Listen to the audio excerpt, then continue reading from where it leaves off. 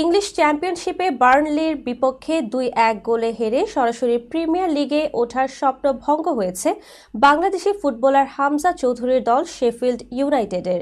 তবে মাঠের লড়াইয়ের চেয়েও আলোচনায় এসেছে ম্যাচ শেষের বিশৃঙ্খলা। বার্নলির জয় উদযাপনের সময় কিছু উগ্র সমর্থক মাঠে ঢুকে হামজা চৌধুরীর উপর আক্রমণাত্মক আচরণ করে বসেন। টার্ফ মোর স্টেডিয়ামে ম্যাচ শেষ হওয়ার আগে শুরু হয় স্বাগতিক বার্নলি সমর্থকদের বুনো উল্লাস। ম্যাচ শেষ হতেই তারা গ্যালারি ভেঙে মাঠে নেমে পড়েন।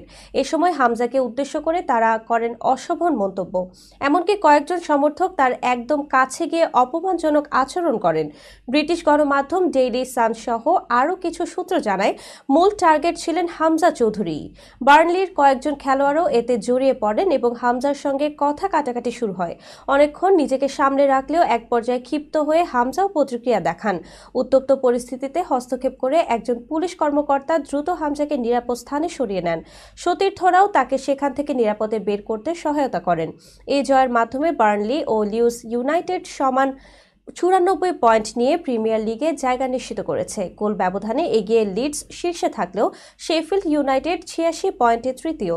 সরাসরি প্রমোশনের আশা শেষ হওয়ায় এখন নকআউট প্লে অফে জিতেই প্রিমিয়ার লিগে ওঠার লড়াই করতে হবে হামজাদের। বার্নলি সমর্থকদের এমন আচরণের পেছনে আসল কারণ এখনো পরিষ্কার নয়, তবে হামজার প্রতি এই আচরণে হতবাক ফুটবল প্রেমীরা।